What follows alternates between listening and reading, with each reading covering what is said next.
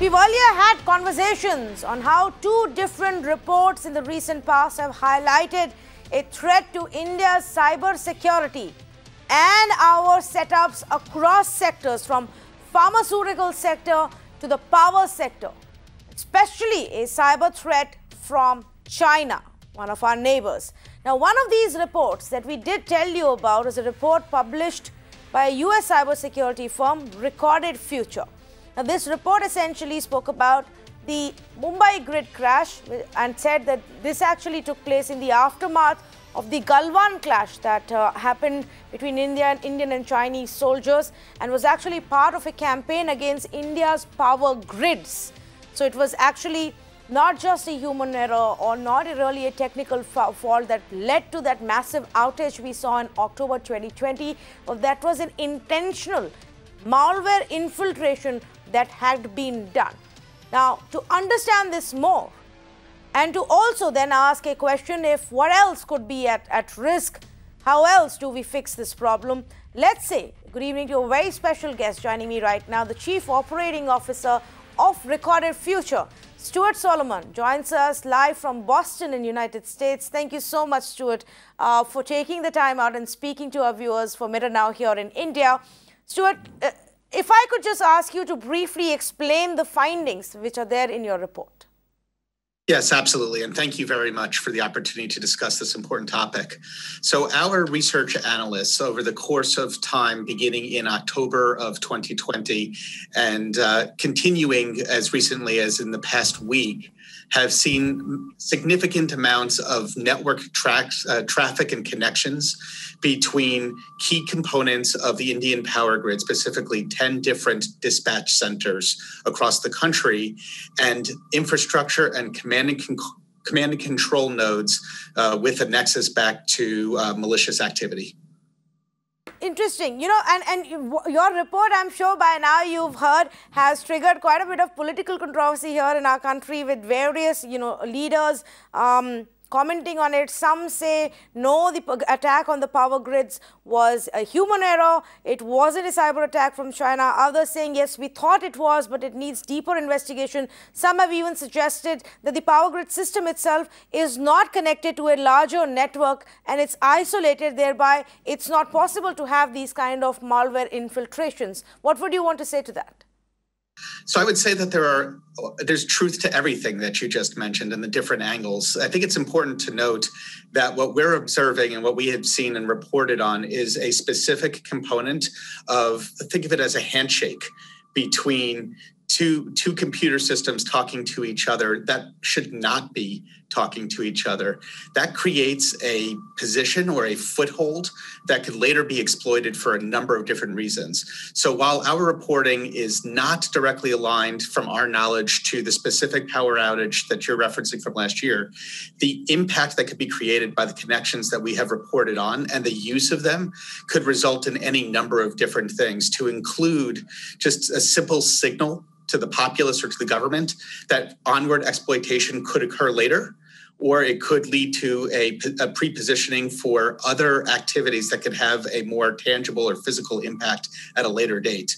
Those are two different scenarios, but the key component of this is that the connections have been made in such a way that they could be used for further badness at a later date. And how does one safeguard our systems, from any such malicious intent, since you say the connections have been made that could even be used at a later stage? That's correct. In fact, that's a very likely scenario that you see in the cyber world from time to time, is that the connection might not create a point-in-time effect, but could, for either intelligence reasons, military reasons, or political reasons, simply be placed for exploitation at a later date. And that's a rather common occurrence.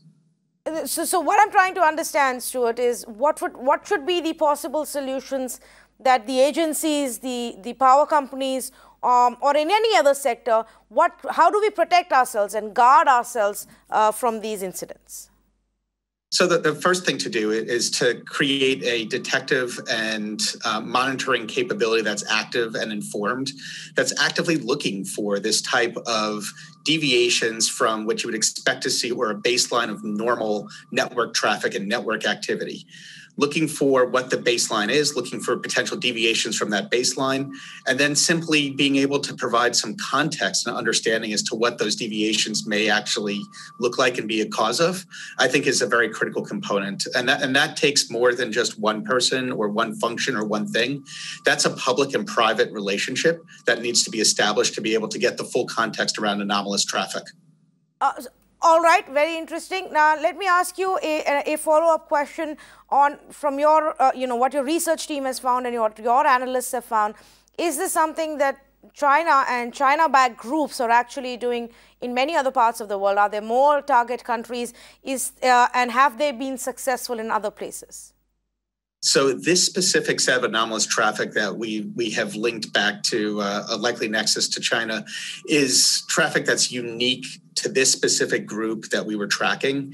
However, this technique of gaining a foothold inside of a network, inside of power grids, inside of industrial centers, inside of enterprises and businesses, this is part of the new reality that we have in an ever-connected world. And it's seen the world over, and it's technique used by nation states and individual actors in all walks of life. My last question to you, Stuart, is we've looked at one example, and for a lot of our viewers, we are just beginning to understand the possible dangers that lie out there. So there was this one report that you guys put out, which was linked to the power sector in our country. There was another one that came out, which is linked to the pharmaceutical sector in our country, and especially with the vaccine makers and the kind of patented intellectual property that they have that could be at risk. What would be the other sectors where essentially governments need to now focus a lot more? Everything is digitized today. Everything is computer run, computer based, including flying planes in any country.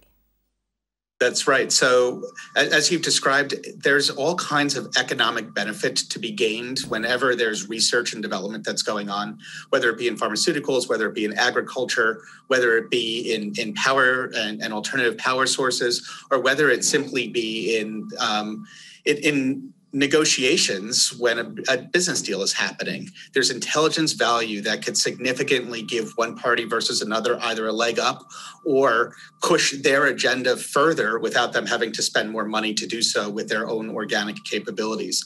All of these are drivers of cyber espionage types of activities.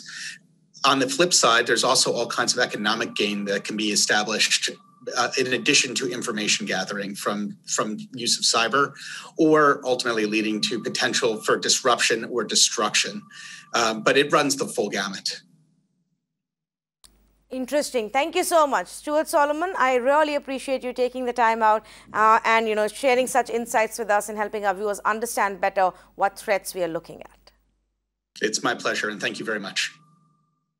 Well, so there you go. You heard, from the man who's linked to who's the COO of the institution that brought out that report and had actually detected these attempts at infiltration, very clearly saying that it may not be directly linked to the Mumbai power outage that we saw, but definitely the infiltration has taken place into the power grids in our country. What remains to be seen, and we still seek some more clarity, is to what extent have we been able to fix that problem? Was it detected earlier by our own systems? Did CERT-In actually put out those alerts for our governments and for the power grids to fix? We don't know. There's quite a bit of back and forth which has happened. But increasingly, viewers, this will become one of the bigger focuses for any country or any even rich institution, corporate, that's looking at stealing information, targeting economy, targeting their enemy nations. And cyber warfare is now a very, very big challenge and reality for every nation. Completely out of time. Thank you so much for joining us on this edition of The Urban Debate.